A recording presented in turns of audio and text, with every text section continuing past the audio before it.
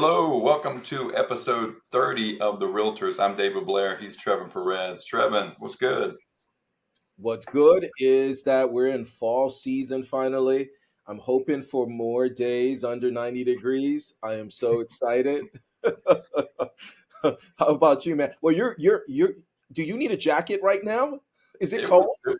it was cold this weekend. I mean, I'm in Northeast Florida. You're a little further down south, but it was pleasant. We had about 4 or 5 days of rain, and then we had some absolutely beautiful weather. Sunday was cool, like maybe 70 degrees.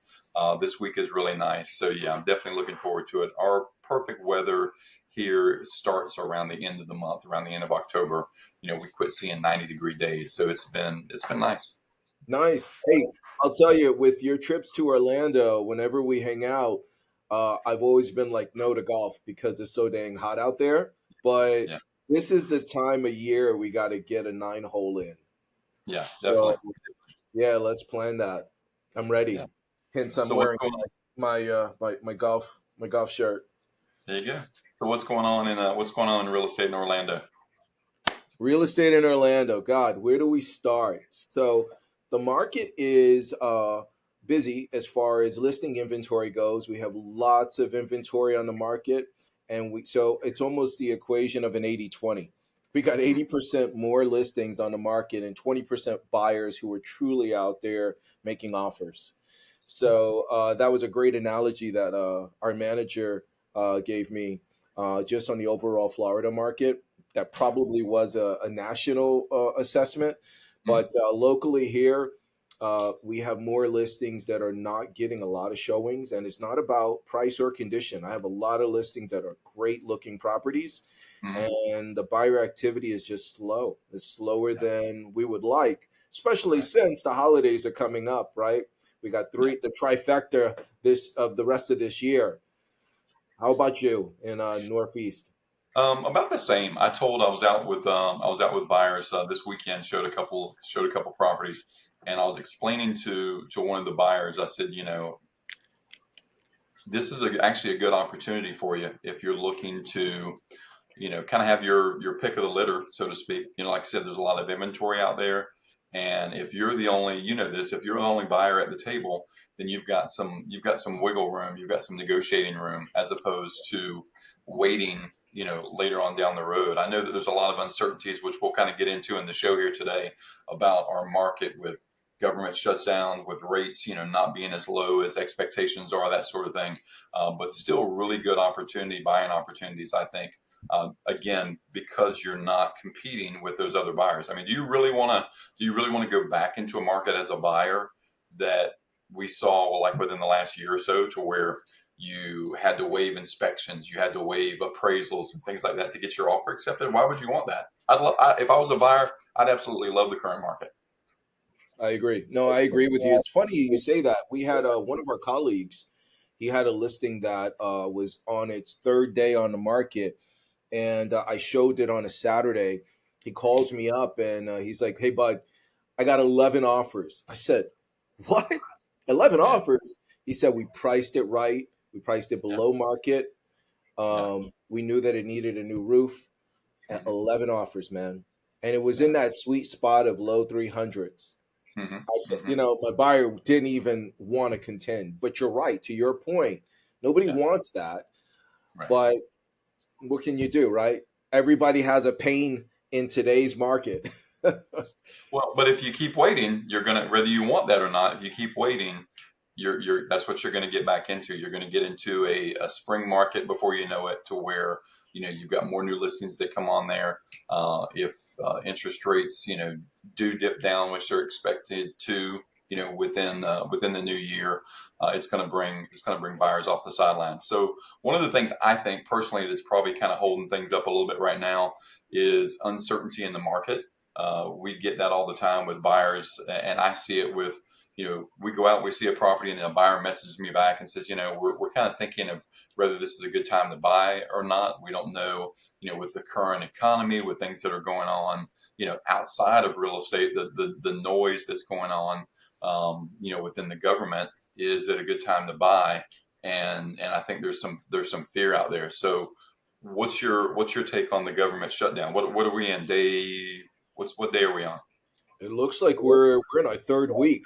I don't know the exact day, but we're in our third week of this shutdown, and yeah, it's not looking pretty. I mean, like you said, it's a cyclical effect of a downhill scary horror ride for Halloween theme.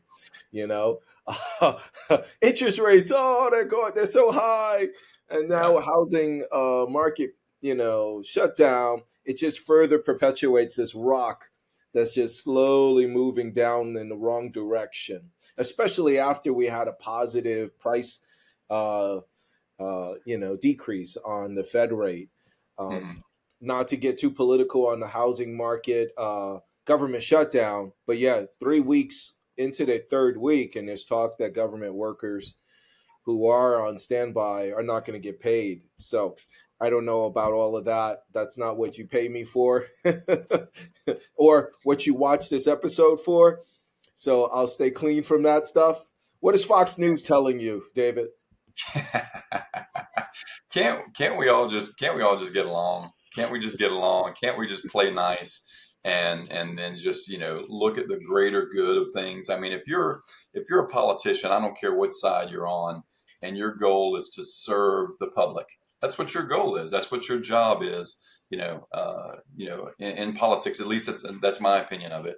You should do whatever it takes, for the greater good of the people. And I know that sounds sappy and I'm on a soapbox or whatever the case. But I mean, that's true. I've got a brother-in-law that works in government, and he has that unknown of if they shut down, I'm going to get furloughed and things like that. I mean, that's got to be really tough if you're a government employee to have to deal with that type of pressure of am I going to have a job or not, because two sides can't come to an agreement, regardless of which side you're on.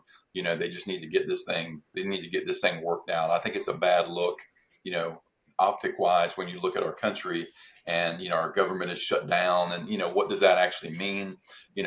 I don't even know as far as the what levels it goes to. I did hear this week, which I was kind of surprised.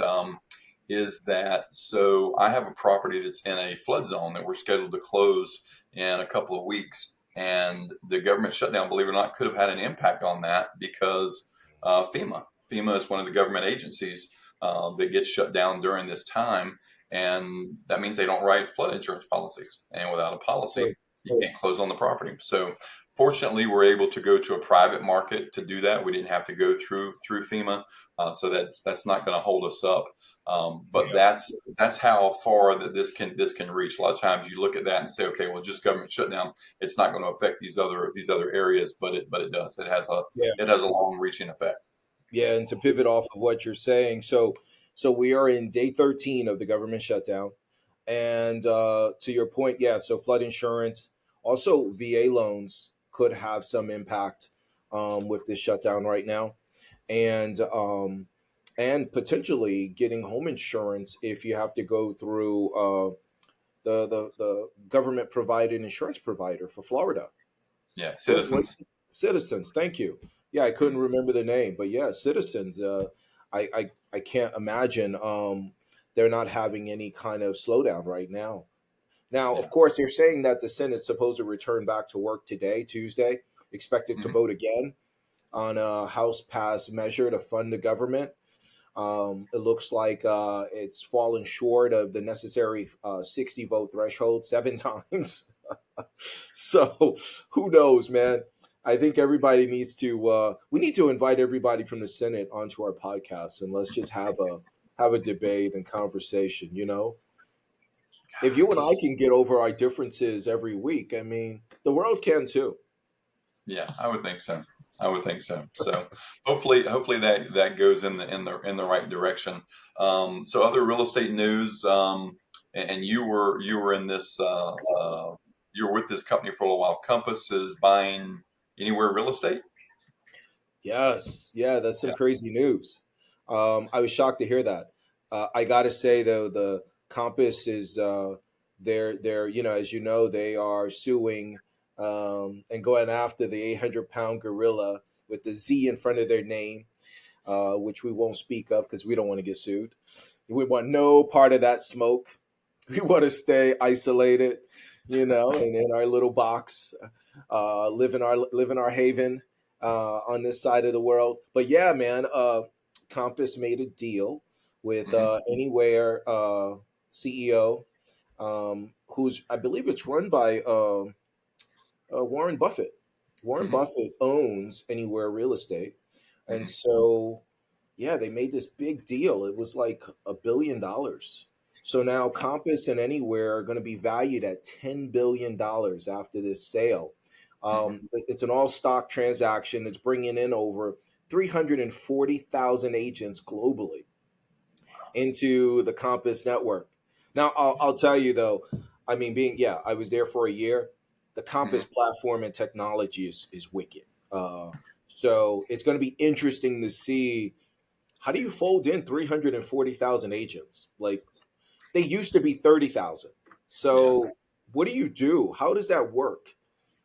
Well, I'll tell you what. So I have my background. Most of my career was with the ERA franchise, and ERA is under that Realogy umbrella. So it's ERA, Century 21, Coldwell Banker, and one of our largest clients that we worked with when I first started back in 2001. It was a company called Syndat Mobility. Syndat Mobility turned into Cardis, and then Cardis turned into Anywhere Homes.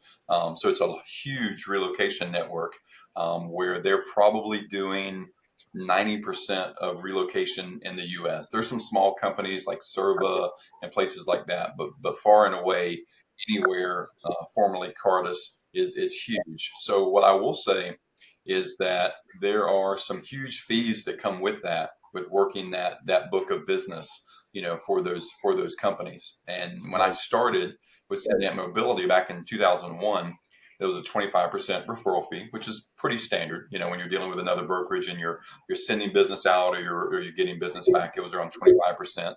And then it kept going up incrementally, like 2.5% each year, to where now I think it is at 42.5%. That's what I I think heard. is Yeah. what the fee is. So folks out there listening, what that means is that when you do that little calculation and you watch the real estate shows, and it shows the ka-ching and the realtors making all this money, not really. They're making that money minus 42% that goes to the house, so to speak, in that relocation, and then you chop up the rest with your broker. So it's a huge hit. There's a lot of metrics that are involved in that, as far as conversions rates and things like that you have to actually stay top tier to even work that business. And for some agents, it's just not, it's the juice is not worth the squeeze. They look at it and say, the time and investment that I have in that, versus the return, minus those fees, it's just not worth it. So while they're in that network and there is some benefit, I do think you're going to have some agents that are say it's not for me. And like I said, I know that from 20 years of experience in working with that. There's a lot of fees involved with it. Absolutely. Yeah. Yeah. And I mean, but what's interesting is, and I think you and I saw this when we were with OfferPad during before COVID, during Mhm. COVID, and after, uh, OfferPad and Open Door being technology driven companies that were buying up properties left and right through cash offer programs.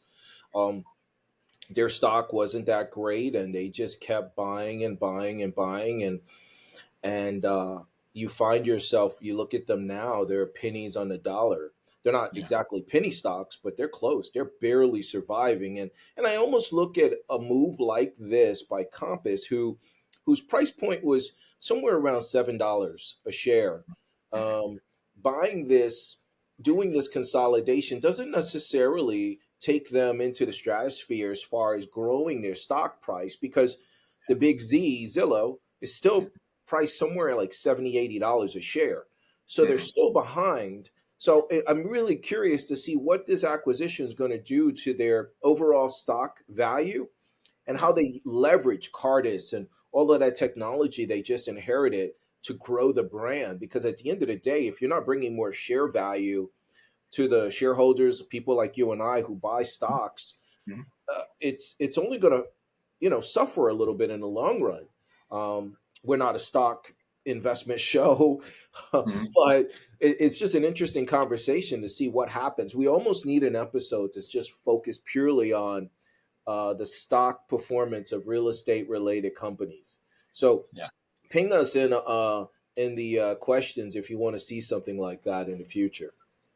Well, I think that, from a brokerage standpoint, and I know how my former brokers treated, that business and those opportunities. They thought it was huge because it provided opportunities for their agents that work for the company. Very much like, at Redfin, we have tremendous opportunities to work with buyers, sellers, that are generated from our company.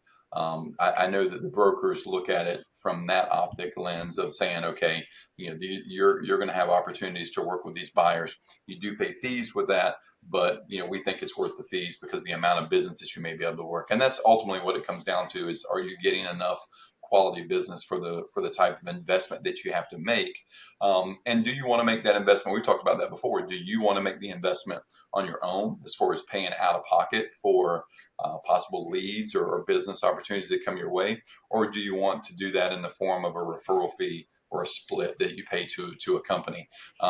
You and I both know we've kind of been down that road before. Sometimes it's hard to recreate, that same level of business and opportunities on your own, because there's still a lot of gimmicks out there. There's a lot of noise out there in our industry. There's everyone that sold real estate for any length of time that's coming back, and they're not actively selling it, but they're telling you what they can do for you in regards to lead generation and things like that. It kind of brings us into our next topic, and I think you're doing a little bit with it now as well. Is AI, and let's kind of talk about what that's doing for lead gen and searches, things like that in our business. What do you got going on? I know you made some. You've got a virtual agent I think you're working with now. Well, I'm glad you bring that up because that's something that I am working on right now. And I'm not sure that it's going as well as I thought it would go, Mm, to be honest. I think I'm going to have to pivot and switch gears because the individuals who I'm working with, I'm finding that they're not as forward thinking in how mhm. they can help me. I'm finding myself going back to AI, asking advice, asking questions, asking to Yeah. help me build out what that schedule looks like, which I think I sent you a picture of. So, Mhm. so I have to go back to the drawing board and Yeah. figure it out. But what I'm noticing is some of the spreadsheets that we talk about, which includes all of our clients from our entire career, Mhm. um, you could populate into a chat gpt or grok or gemini or whatever tool you look at and ask it to reconfigure the file that makes Mhm. it the most usable or friendly so that it's dynamic, almost like a crm, so it makes it easier to engage people, so you're not buying a separate tool. So that's what Mhm. I'm trying to figure out now. How about Yeah. yourself? Um, so we talked about that, and it's funny, probably because of our conversations with it. Everything that's going into my feed now is, since we've had these conversations, is on virtual assistants. I probably had 5 things in my feed today, from on social media, through Reels, through Facebook, promoting virtual real estate assistants. And I used to use virtual assistants. I've had actual assistant, and then I've had the virtual assistant. I do like the virtual assistant program because you're paying typically for the time that they're actually working, as opposed to a full time or a part time employee that you may have that spends whatever time that you're giving them. Let's say it's 2 to 3 hours per day, to do lead gen for you or things like that. I find that a lot of the virtual assistants, if they're savvy, if they're real estate virtual assistants and they're pretty savvy with it, they can do some of those things pretty quickly. So you kind of get the most for your money. So I do think that that's something that I'll look at. We talked about before the assistance that we get through Redfin, through listing coordinators, transaction coordinators. But that proactive business, I think, is probably what we're talking about, where we're looking to actually generate business for ourselves and work that piece of the business. So that's something that I'm going to dive into. I think probably within this next quarter, so that we're getting into that time of year to where you're not only planning, your current business that you're working on, your pipeline, but what you're going to do in the upcoming year as far as being able to kind of keep that ball rolling.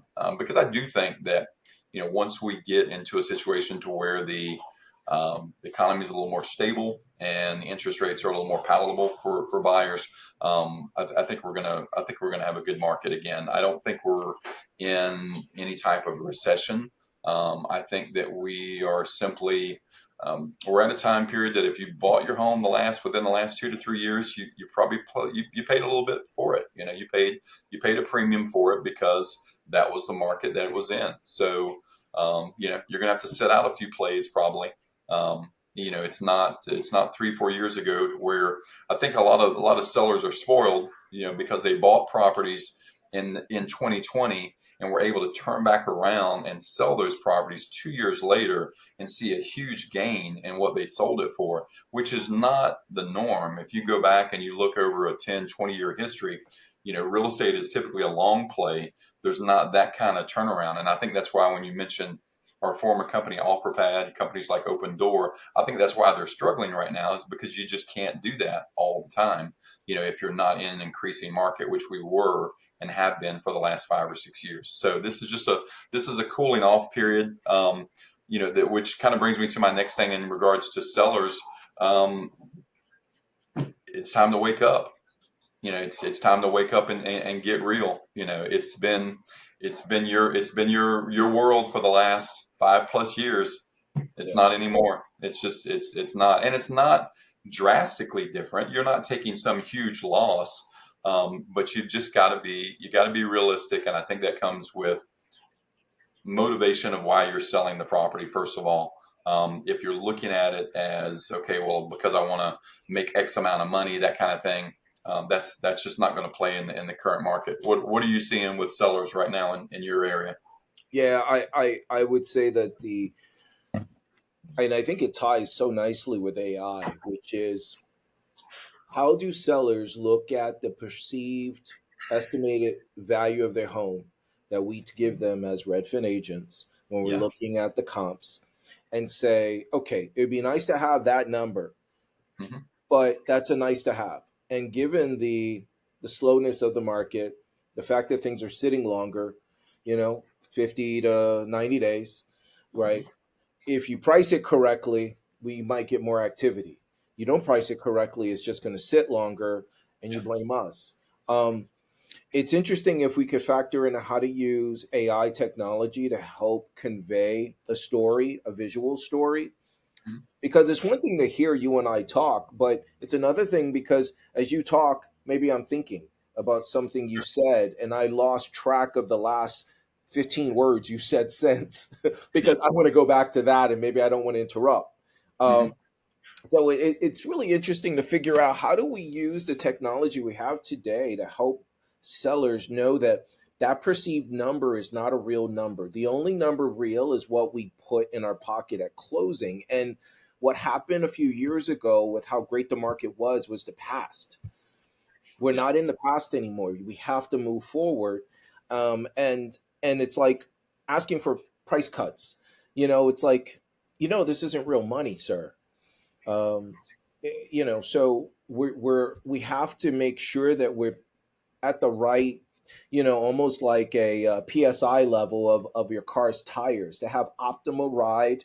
The optimal air pressure on a car is going to Hmm. give us the best gas mileage and distance and proper care and stuff. I'm thinking about that because I drive a Tesla and it's a pain in the butt and I have to make sure the air pressure is correct. So just because it advertises one thing doesn't mean that that's always the case. If I want more comfort, maybe I Hmm. put a little bit less. If I want it to be squishy, right? Because I have performance tires, whatever, right? You get the drift of where I'm trying to go, though, right? It's the analogies. And that's where AI coming in would be really fascinating. Uh, our manager told me something like that. There was another AI product out there I haven't checked out, which will do infographics Hmm. where you can spit in your MLS data on comps and help convey a story. Yeah. So that when we're doing these market recaps with people, it just helps us convey the point without us saying you need to drop your price, or you need to do this, right? Because I think the obvious ones are condition is easy. Clean your house, Yeah. declutter it. Yeah. Location can't do anything about. Yeah. So conditions easy, but that price is just a tough needle in the haystack to figure out. Yeah, I went out with a customer yesterday. I showed four properties, and the first one was really nice home. It was newer, only about 2 years old. So naturally, it's going to be updated and things like that. And it showed well. They were in the process. You can kind of tell they were moving some things out, furniture wise. So it was kind of half lived in. So it showed okay. The master primary bedroom had some items that were missing. The bed wasn't there, things like that. So not a lot you can do with that. I would have probably preferred either you're all in or you're all out. Either you have the furniture in there and it's staged, or just get it out of there so that we're not looking at just a nightstand or things like that. That's a little oddly placed. But that was it. And then the other two, or we saw three others, two of them just had a really bad pet odor. Almost like a German Shepherd had just smoked a cigar in the living room or something. It was a really bad smell in there as far as pet odor, things like that. And that's something that you've got to tell buyers. I mean, so I've got a property a little bit later on today. I'm going to take a look at that, meeting a painter over there, because I told the homeowner, I said, we've got three different color paints throughout the house. Paint's the least expensive thing you can do to have the most impact on a potential buyer coming in. Buyers tend to overestimate what it's going to cost to bring a property up to a certain condition.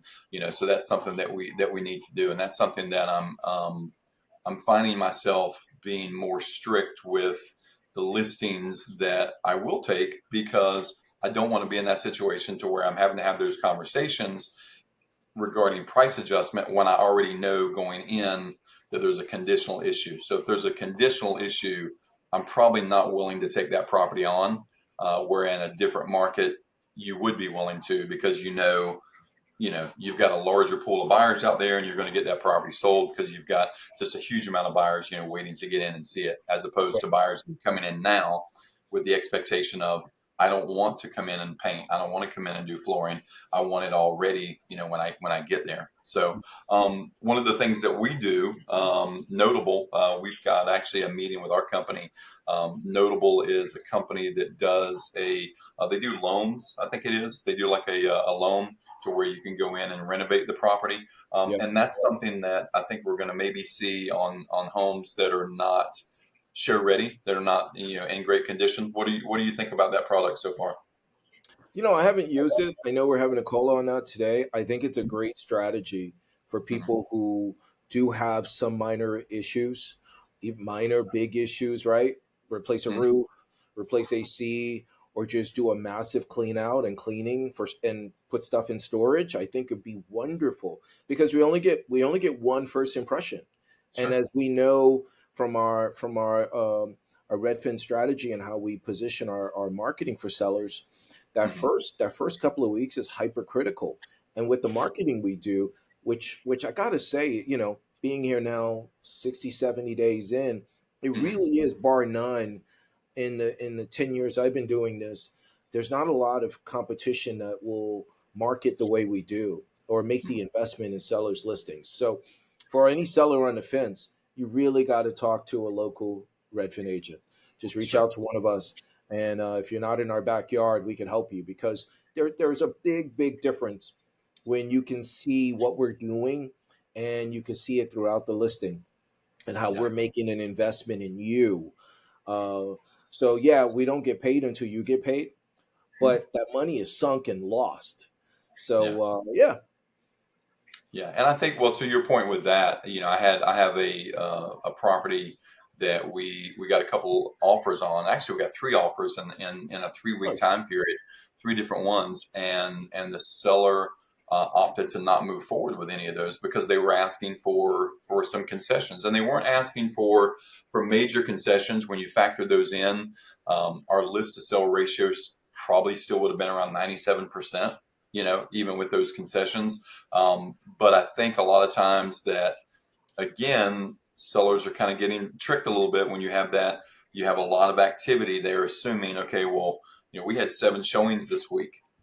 So that's going to continue, and we're just going to have our pick of the litter as far as buyers, and that's not the case. That slows down. So you've got to really look at carrying costs as well. That's something obviously we're discussing with sellers and saying, okay, if we don't sell within 90 days for this price, this is what it looks like an offer down the road, even if it were full price. This is your carrying cost for the property over that time period. So this is where we're at. So you need to kind of factor that in as well, when you look at motivation. So, Right. yeah, but that's all I got. We're at 30. That was 30 for 30. What do you think? Bro, we did it, man. We did it. Let's go. So reach out to us if you want to learn more about anything, or you want us to talk about other topics that we may have missed, or you want us to expand on. I do think, Dave, we got to include more on the AI stuff, especially on how we tie it into real estate and anything else. Oh, and then the stock values of real estate companies. I really like those 2 topics. I don't think we've delved into those. So I'm Trevor Perez. He's David Blair. And we're out of here, guys. Have See a you next wonderful time. day. Later.